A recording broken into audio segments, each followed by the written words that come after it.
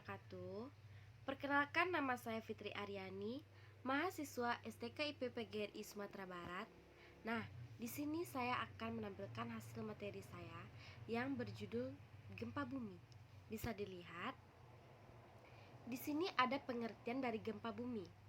Gempa bumi adalah peristiwa bergetarnya bumi akibat pelepasan energi di dalam bumi secara tiba-tiba yang ditandai dengan patahan lapisan batuan pada kerak bumi. Gempa bumi biasanya disebabkan oleh pergerakan lempeng bumi. Akumulasinya energi penyebab terjadinya gempa bumi dihasilkan dari pergerakan lempeng-lempeng tektonik. Energi yang dihasilkan dipancarkan ke segala arah berupa gelombang gempa bumi sehingga efeknya dapat dirasakan sampai ke permukaan bumi. Selanjutnya, di sini ada teori lempeng. Menurut teori lempeng tektonik, permukaan bumi terpecah menjadi beberapa lempeng tektonik besar. Ada pembagiannya. Lempeng tektonik adalah segmen keras kerak bumi yang mengapung di atmosfer yang cair dan panas. Oleh karena itu, maka lempeng tektonik ini bebas untuk bergerak dan saling berinteraksi satu sama lain.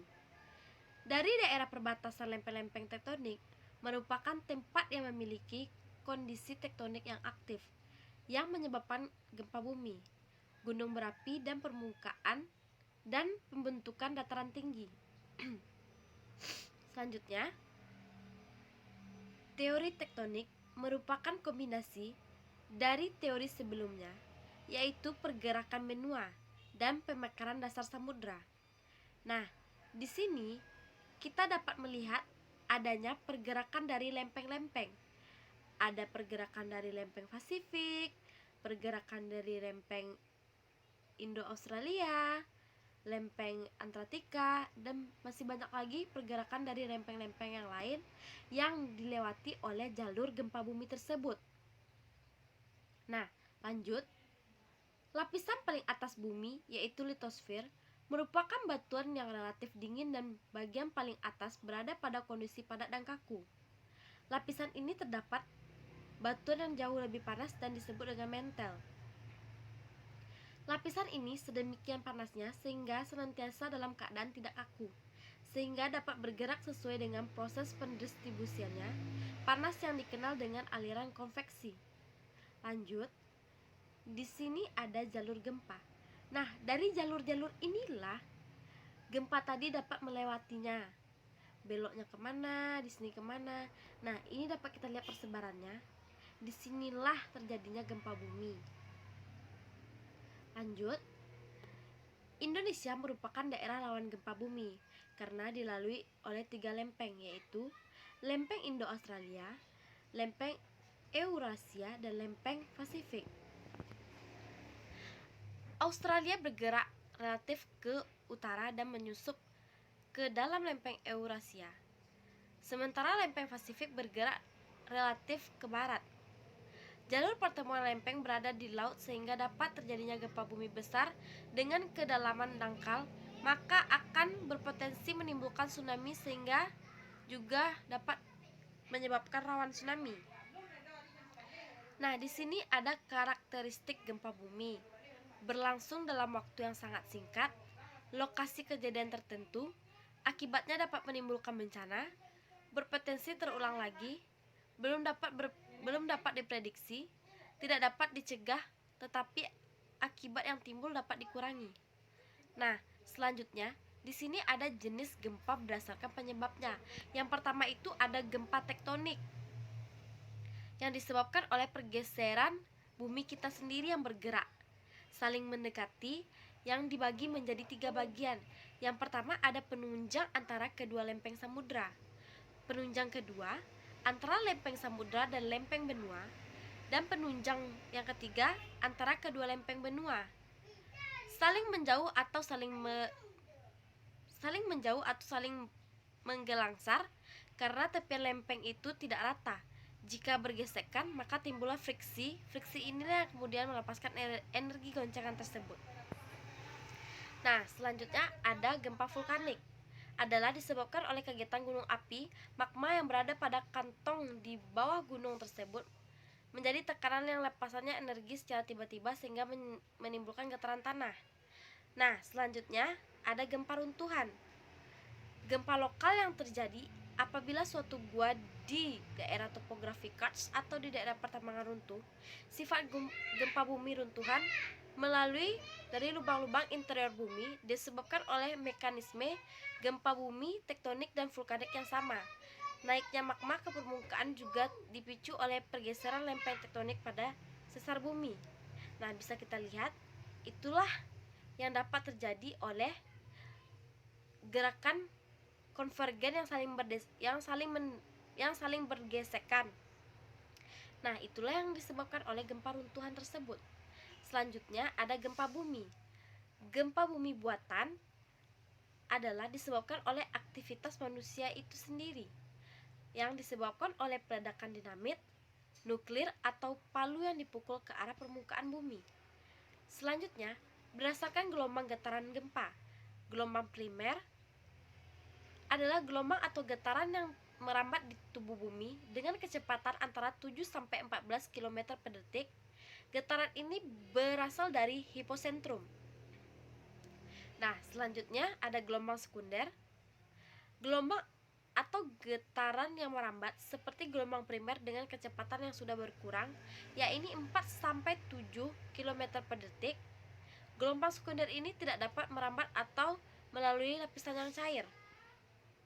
Selanjutnya, gempa berdasarkan kedalamannya.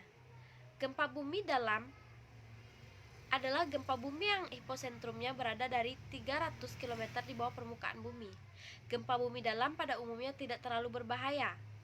Nah, gempa bumi menengah adalah gempa yang hiposentrumnya berada di antara 60 km sampai 300 km di bawah permukaan bumi. Gempa bumi menengah pada umumnya menimbulkan kerusakan ringan dan getaran lebih terasa. Gempa bumi dangkal. Gempa bumi dangkal yang hiposentrumnya berada dari 60 km dari permukaan bumi. Gempa ini biasanya menimbulkan kerusakan yang besar. Gempa dangkal ini menimbulkan efek goncangan yang lebih dahsyat dibandingkan gempa dalam, dikarenakan letak fokus lebih dekat ke permukaan di mana batu-batuan tersebut lebih keras sehingga melepasnya lebih besar renggangan. Selanjutnya, penyebab terjadinya gempa bumi. Kebanyakan gempa bumi disebabkan oleh pelepasan energi yang dihasilkan oleh tekanan disebabkan oleh lempengan yang bergerak. Semakin lama tekanan itu kian membesar dan akhirnya mencapai pada keadaan di mana tekanan tersebut tidak dapat ditahan lagi oleh pinggiran lempengan. Gempa bumi biasanya terjadi di perbatasan lempeng-lempengan tersebut. Gempa bumi yang paling parah biasanya terjadi di perbatasan lempeng konvensional dan transisional. Gempa bumi fokus dalam kemungkinan besar terjadi karena lapisan litosfer yang terjepit ke dalam mengalami transisi fase ke dalam lebih kurang dari 600 km. Beberapa gempa bumi lain juga dapat terjadi karena pergerakan magma. Dalam kunjungan berapi, gempa bumi seperti itu menjadi gejala yang akan terjadi letusan gunung berapi. Beberapa gempa bumi bisa kita lihat bisa juga terjadi menumbuknya massa air yang sangat besar di balik dam seperti dam Karibia dan Zambia Afrika. Sebagian lagi juga dapat terjadi karena infeksi atau ekstraksi cairan dari dalam bumi. Contohnya ada beberapa pembangkit listrik tenaga panas bumi yang gempa bumi dapat dari ledakan bahan peledak. Nah, selanjutnya di sini bisa kita lihat ada gempa bumi alam. Di sini diakibatkan oleh kerusakan yang ditimbulkan dari gempa bumi tersebut. Di sini kita bisa melihat ada beberapa contoh gambar yang diakibatkan oleh letaknya tanah-tanah dan terjadinya hancurnya tanah. Nah, selanjutnya dari gempa bumi tersebut ada bangunan yang runtuh dari akibat gempa bumi getar-getaran yang sangat dahsyat yang menyebabkan kerusakan pada permukaan bumi. Nah, selanjutnya ada dampak dari sekunder gempa bumi, yaitu kebakaran. Dari gempa bumi tersebut dapat disebabkan dampak kebakaran yang mungkin terjadinya konslet dari listrik atau terjadi rentanan getaran dari aktivitas manusia. Nah, di sini kita dapat melihat manfaat dari gempa bumi. Informasi yang menggambarkan kondisi bawah tanah atau lapisan bumi, misalnya kondisi air bawah tanah. Jadi kita bisa dapat melihat setelah terjadinya gempa bumi itu ada manfaatnya. Informasi untuk mempelajari struktur bumi, struktur batuan, dan jenis tanah. Mengawasi aktivitas gunung api. Jadi setelah terjadi gempa bumi itu kita dapat melihat bagaimana aktivitas gunung berapi, menjaga keseimbangan alam, munculnya dataran baru, berkembangnya ilmu pengetahuan, meningkatnya kewaspadaan, mengurangi jumlah penduduk. Nah, setelah terjadinya gempa bumi, pasti kita manusia akan waspada terulangnya gempa bumi. Nah, dari manfaat-manfaat gempa bumi ini kita dapat mengetahuinya. Nah, baiklah, mungkin hanya itu saja hasil materi yang dapat saya jelaskan. Itulah PPT yang telah saya tampilkan, semoga bermanfaat dan mohon maaf jika banyak kekurangan. Sekian, terima kasih dan saya akhiri. Assalamualaikum warahmatullahi wabarakatuh.